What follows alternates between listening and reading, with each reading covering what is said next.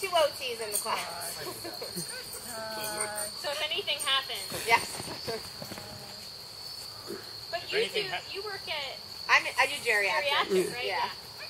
We have like both spectrums. Yeah. So you guys technically don't really cover us. You could do. Cool. I like adults and mostly geriatrics, but yes, some adults.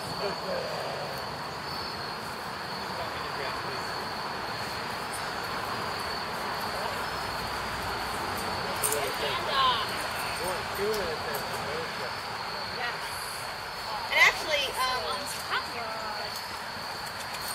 I just found out that girl, Kate, with that dog Sophie that was in here one night for a makeup.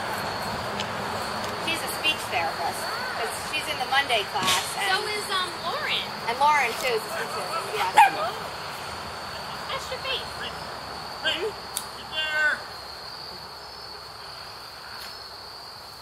Going home, Dad. Going home.